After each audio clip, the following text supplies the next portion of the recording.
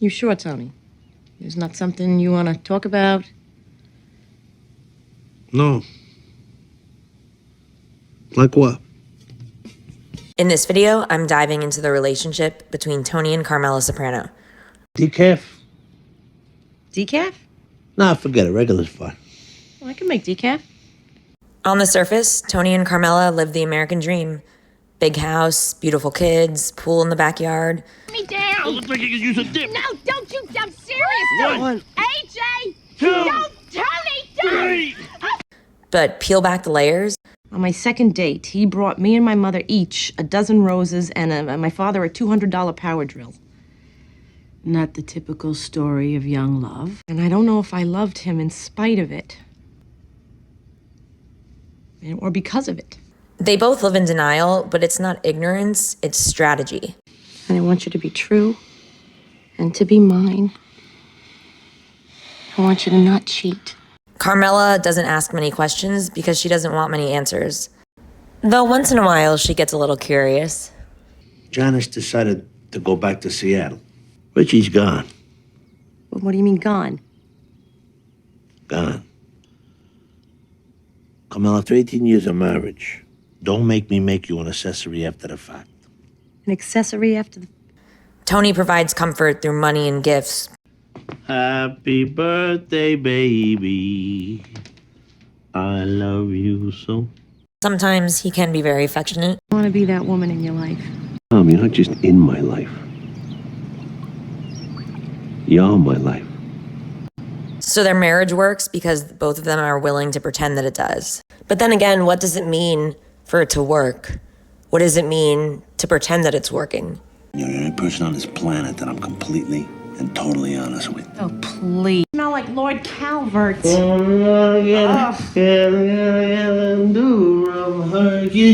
I can't tell if you're old-fashioned, you're paranoid, or just a fucking asshole. And then there are those moments where I think she'd clearly place him in one category or another. Like here, this is after she smells Irina's perfume on his shirt right before Richie and Janice's engagement party at their home, where they talk all about love and soulmates and... That Dean called today. Well, that can't be good. I told him to put us down for the $50,000. You gotta do something nice for me today. Throughout the show, it's often a set of games played back and forth between Tony and Carmela, with the roles switching every now and then. Tony's the one who brings home the money, but Carmela also knows how to play her cards when needed, like when she makes Tony cough up 50 grand to Columbia, when she takes the 40 grand from the bird feeder. My own wife, 40 grand from the bird feeder. Bird feeder, listen to yourself. You sound demented. And a couple of other instances. How much is the lot? $600,000. Often in Tony's world, most often, he's the one getting the money out of people who are often reluctant to hand it over. Tony also has his gumars and extramarital affairs, but with that too, Carmela also makes her own side thing, like with Vic Musto and Furio, even though nothing physical happened between them. We say we go out.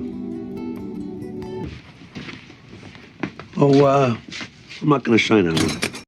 But this is the trust. This is what it's all about. It's in case something happens to you. Float like a butterfly, sting like a bee. Excuse me? It's the government, calm. You gotta be flexible. But she's not powerless. One of her most powerful moments comes at the end of season 4. Oh. Just get out, Tony. She's been humiliated too many times, and jewelry's not enough anymore. She wants to feel like someone actually cares about her, cares to hear about how she's doing, what she's thinking about. You think for me, it's all about things. No, I forced all this shit on you. What you really crave is a little Hyundai and a simple gold heart on a chain. You were so fucking hateful. But the truth is, Carmela knows the real cost of freedom, and I don't think she's ready to pay it. So she takes a bargain instead. I'm not going anywhere, and you know it. It'll only take a minute. Tony needs Carmela because she gives him legitimacy. Just like Dr. Melfi said, Anthony, you'll never leave your wife. Bullshit. You know, there's a limit to how much She shit might leave you, but you'll never leave her. Despite your mothering, you made one good decision in your life vis-a-vis women. You're not going to throw that over. And Carmela needs Tony because he gives her status, wealth. So let's just lie down. We'll calm down. Get your hands off of me! Why would the cousin make it up? Because she's jealous! Why? Let go of me! You know what I don't understand, Tony? What does she have that I don't have? I need something else in my life. You want another kid? I may want to have another baby. I could build a spec house. It's interesting because earlier on in the show, season 2, episode 9, to be specific, Carmela tells Tony that with Meadow leaving the house soon, she might want another baby. This is after previously telling him that she wanted him to get a vasectomy. Here we are later on, when they make their little bargain to get back together. Tony thinks she wants another kid. She needs something else in her life. So he sort of thinks, change of life, baby. The same thing he saw with his own parents. Nope, not a baby. A blueprint. That's what she's looking for. Well, I'll call Ginsburg and have him free up a down payment. And then? I'll move back in. Here. Open the door for Mr. Merkel. What? Open the door for Mr. Merkel, the blind man. How about my kumquat? By the time we get to the end of season 5, when Tony moves back in, Tony and Carmela have settled into a quiet, almost bittersweet peace. They've stopped trying to change each other. What is this? I got you something small. This is beautiful, Tony. It's a Hermes. It's supposed to be the best. When Tony tells Carmela it's supposed to be the best, it reminds me of when he says those exact words to Feech Lamanna about the new cell phone that he got for Tony B. It's supposed to be the best. Almost like he's trying to get rid of some of his guilt for whatever he feels badly about. Tony B.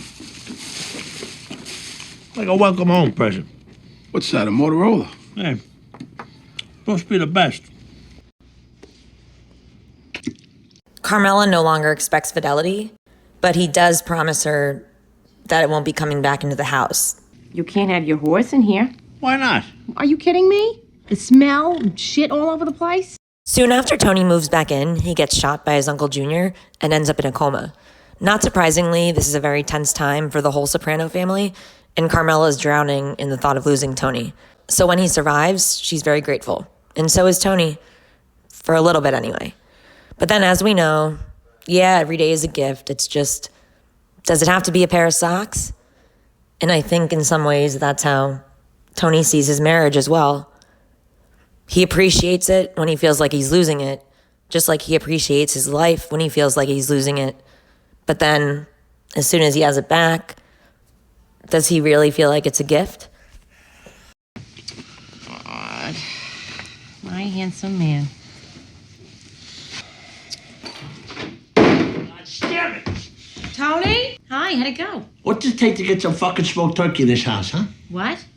I bust my ass all day long. When I come home, I want a little smoked turkey. What the fuck is your problem? But there's something tragic about how Carmela suppresses her doubts, like when Adriana disappears, and Carmela knows something's wrong. I told you I had another dream about Aid in Paris. I know, Carl. Pepe Le Pew. Doesn't change the fact that Adriana is missing. Their final scene together in Holston's is a portrait of unsettling normalcy. After everything, lots of bloodshed. You mean that they're after you? We should split up. We were coming back from the city, and Christopher's dead. Oh, my God. He was better for a while. Bobby's dead. He's shot. Sill's in the hospital. They're still together. Juliana Skiffle, this is my wife, Carmela Soprano. Skiff. Good-looking woman. Tony and Carmela's marriage isn't a fairy tale love story. Is this it? It's just, this is what life is still like at our age? It's in many ways a survival story. Tom, I swear to you, you're not going to be like Ginny. I've been real good about that, and frankly, it's not going to happen to us. And like many things on The Sopranos, it's not just about what's said. It's about what's not said, what's ignored, what's tolerated, and quietly endured. At the end of the day, it's easy to point out the bad things and say, oh, this is the obvious answer. You two shouldn't be together. But I do think it's a little more complicated than that, as is life. You were right about my uncle, Carl. All along. I bought this all on myself. You did not. Don't ever think that. Marriage, or any partnership for that matter, is a give and a take. Just like Tony Soprano says. Accentuate the positive. Yes, it's been rough between us.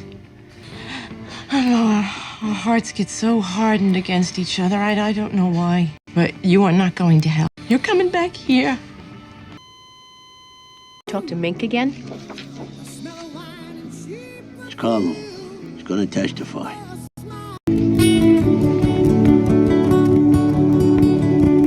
What do you think about Tony and Carmela Soprano? Thanks for watching. I hope you enjoyed this video. I'd love to hear what you think about them.